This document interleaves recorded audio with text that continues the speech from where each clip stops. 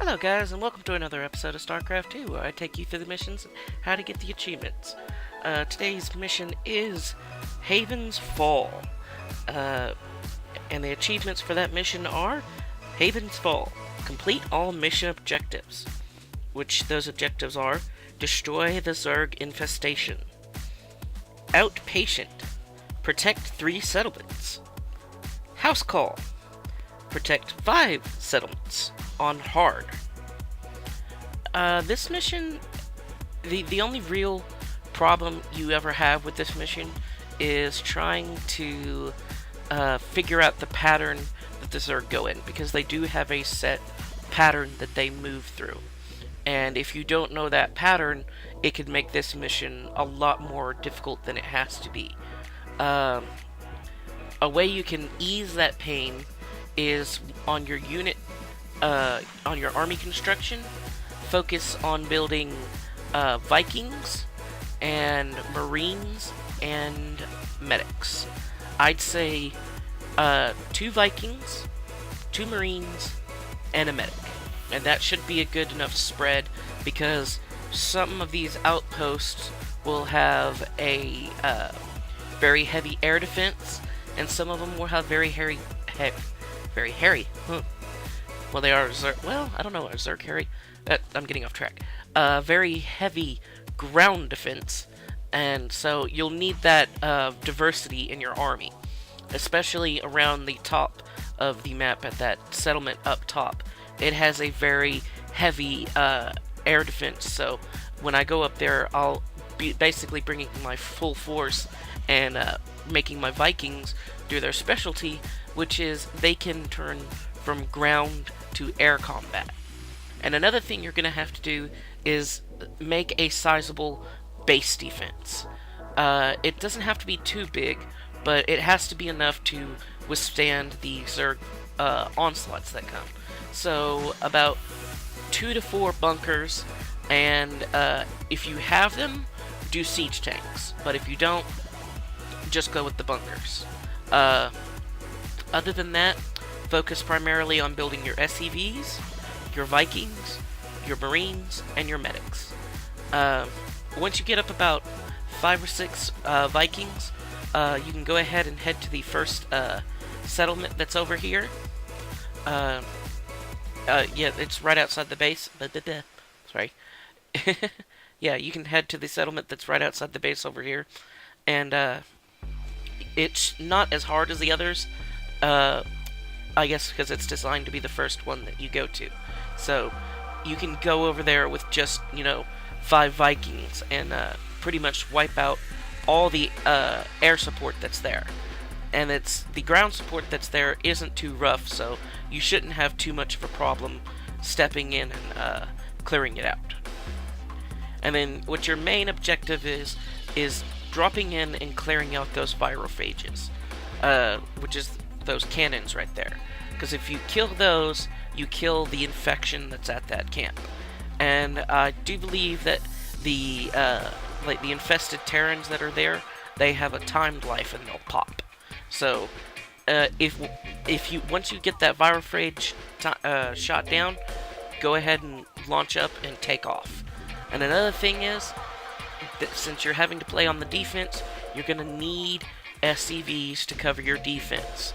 You're gonna need the SCV to cover your D.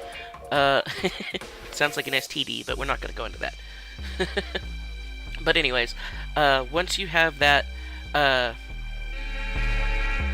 once you have your SCVs covering your defenses, go ahead and have your troops move in and clear out the virophage and the infested Terran buildings. Sorry, I forgot about those. Yeah.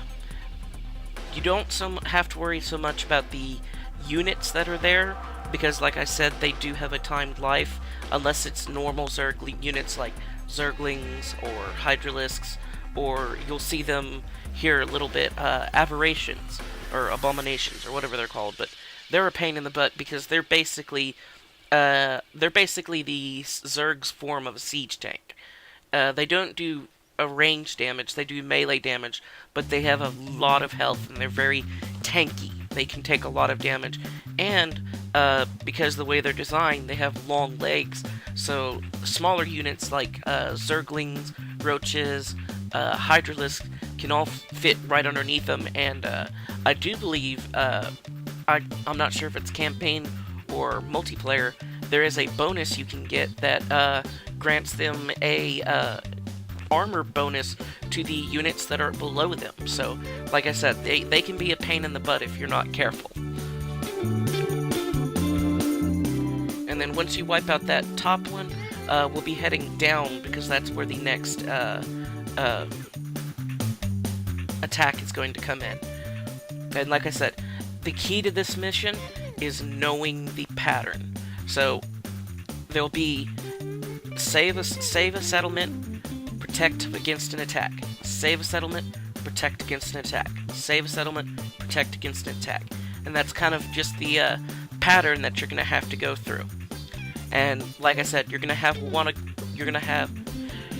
wanna have a good air and ground defense, because if you don't have those, then it's really easy to lose your force, because the forces get outmatched in air or ground superiority.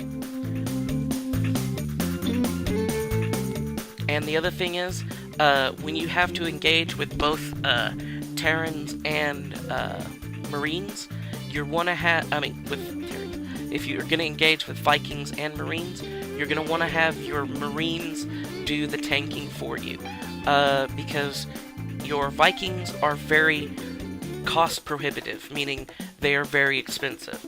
So you want to keep those alive, whereas a Marine only costs 50 minerals. So one Viking is equivalent to two Marines and a medic, because they cost 75 minerals plus a plus 50 Vespian.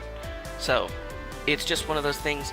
If you're gonna have to engage with both Marines and Vikings, have your Marines go in first and have them soak up the majority of the damage. And that's why you're doing such a heavy distribution on your Marine medics. So that's why it's a 2-to-1 versus the normal 4-to-1, because you want that added damage to get in there and basically be soaked up by those Marines. And you don't want your Vikings taking that damage.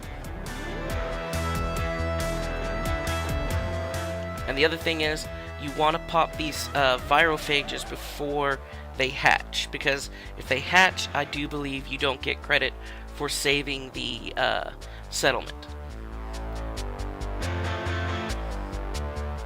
Alright, so once you have that done, you're going to go back and defend the base. And the annoying thing about that is they can attack the same settlement over and over again. So you just kind of gotta be prepared for that. So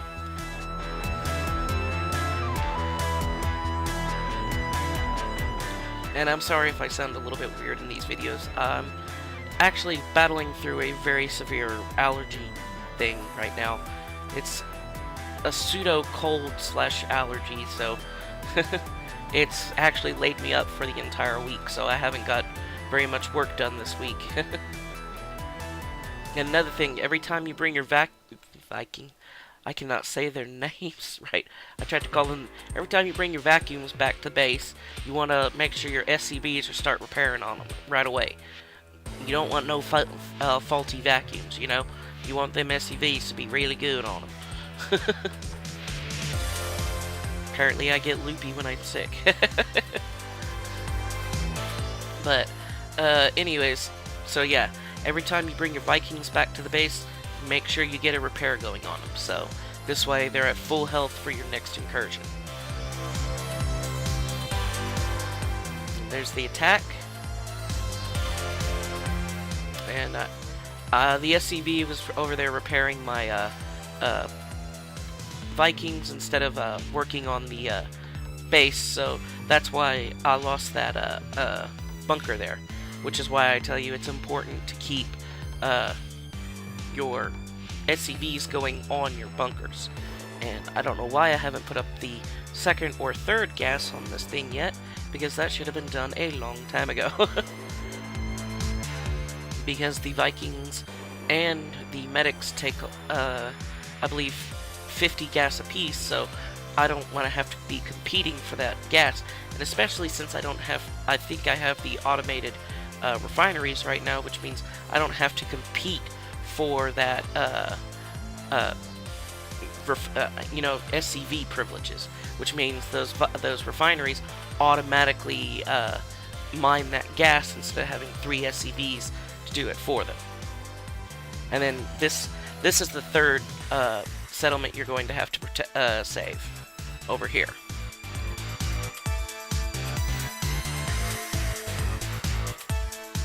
Try to have your Vikings focus their firepower.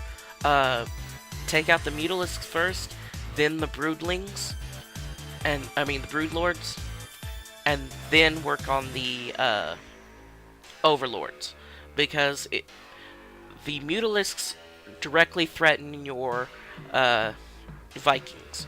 They can take your Vikings on in combat. The Broodlords threaten your Marines, but it's not so bad because they have extra heals because you have the 2-to-1 ratio on your medics. So that's not so bad. So take out the Mutalisks, then the Broodlings, and then the Overlords.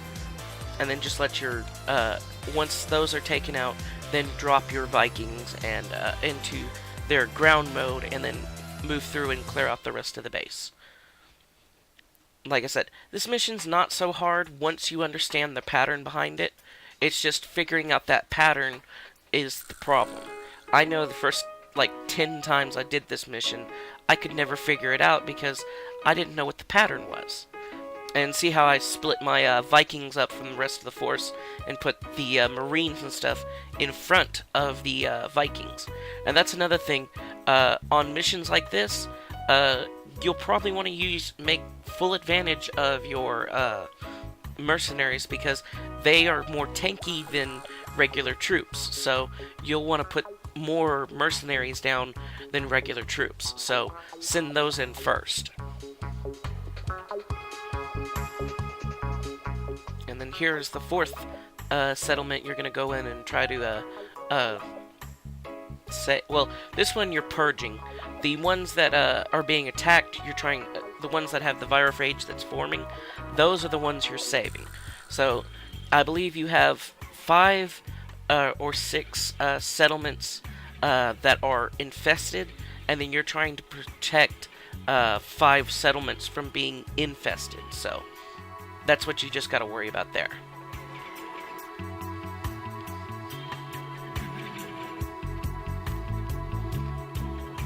Also, with your Marines, stim is your friend. So stim and then go into combat. Stim and then go into combat. With being that 2-to-1 ratio, you can probably even get away with stimming once or twice in combat. But if you see you start losing too many units, I wouldn't use it more than once. So it's just one of those things, you gotta kind of use your own judgment on it. And that's another one of the hard parts about this mission, is the order of the bases seems kind of random, and then at this point, it just jumps across the base. Across the map. So it's like, it goes 1 up top, 2 down bottom, 3 in the middle, and then it goes 4 over to the side. So that's why it's just kind of random, and if you don't know the pattern to this mission, it can be real pain in the butt for you. Also, if you need to, this makes a great secondary base position. So if you have enough resources, go ahead and make a second command center, and then as soon as you get through clearing this section out, move your command center over here when the creep is cleared. Which, if you clear this base out and have your command center already built, by the time it gets over here, the creep should be pretty much cleared after you've cleared the base. So just keep that in mind, because Crete doesn't go away as soon as you kill every building. It takes a little bit of time.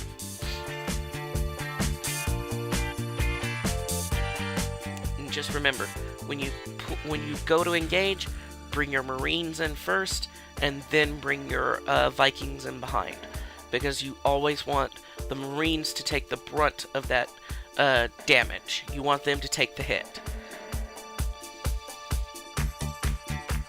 Like, these bases aren't so bad, but the one over in the corner where we just were, it had a lot of air defenses, so you notice I had to drop my Vikings down into their ground assault, so that way they wouldn't be targeted down.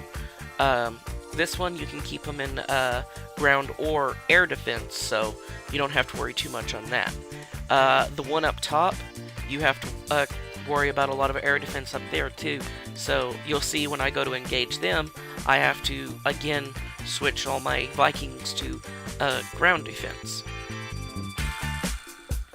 Alright, so this one's been cleared out, so we're gonna move out. I do believe the next one that's going to be attacked is this one right here in the middle. It's either the one in the middle or the one at the bottom. I cannot remember. And you have patrolling Zerg all the time, so try not to let your units wander by themselves. And then here comes that assault, so I pulled SCV so they can start repairing on the bunkers. Like I said, you should be able to avoid this if you have 2 bunkers, and if you had it at the time, siege tech. So, which I believe you get siege check from the mission The Dig, so that's just up to you on your mission preference. So,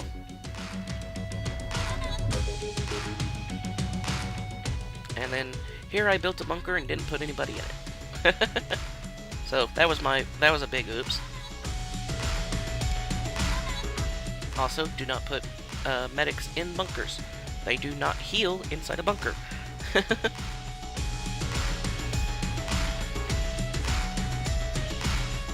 They do absolutely no good in a bunker. Here we go, get some more mercenaries, and then I do believe I'm going to be attacking the top now. Which means I'm going to drop everything down into ground mode. And I do believe I have 1 or 2, yes, I have this Viking over here that preemptively starts everything, so it was like, no!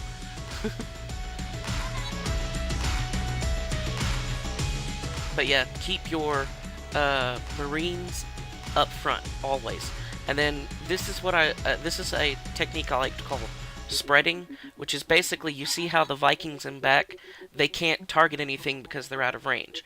So what you do is when you have your unit selected, you move that gather point over to the right or left, depending on which is closer for them, and it kind of spreads them out in a line, so this way they can all be attacking, and you're not wasting DPS.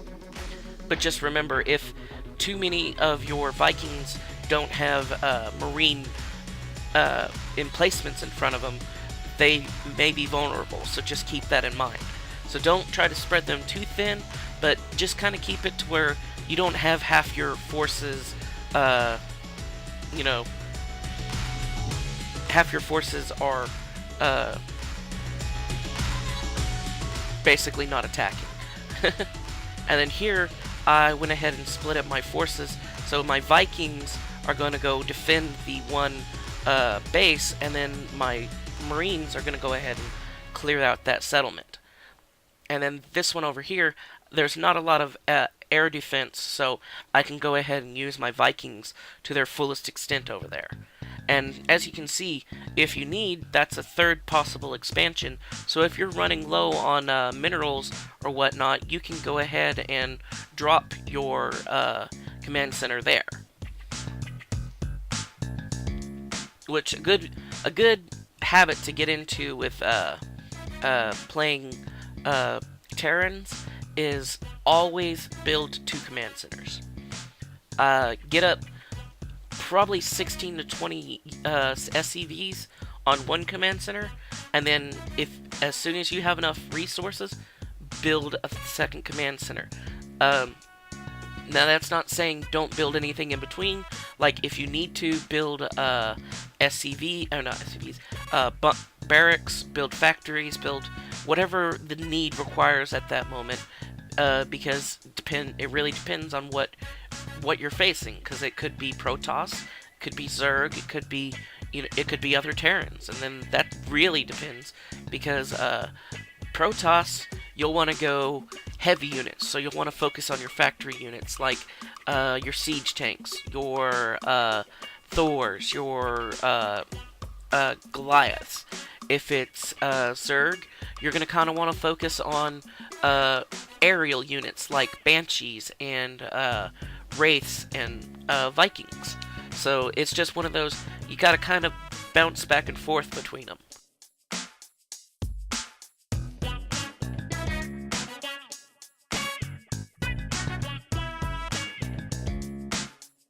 Alright, we're gonna go in here and move into this base that I said we were gonna do earlier.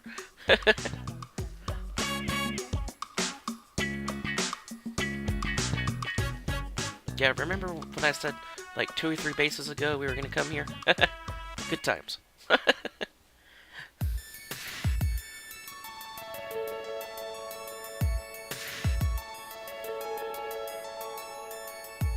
And then once you have all the air units in this base taken out, you can go ahead and pull your Vikings back and have them go over here.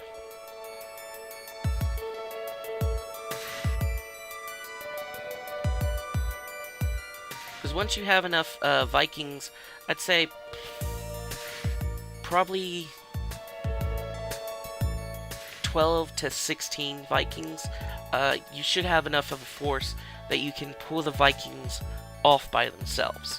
It's just if you have any less than that, if you're going after any settlement other than that first one, it's not a good idea because more than likely you will lose all your Vikings. So it's just one of those use with care type situations. So.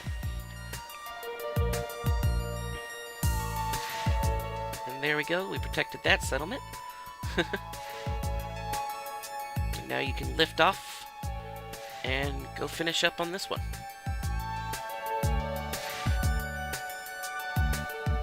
I do believe this is the last settlement we have to cleanse, so hooray!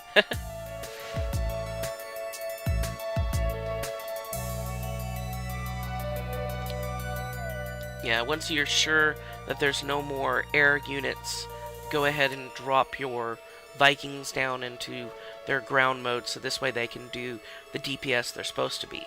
And if you see you have 1 or 2 Vikings that is by itself not landing, move him off to the side and have him drop. Or have him do a little dance above your head.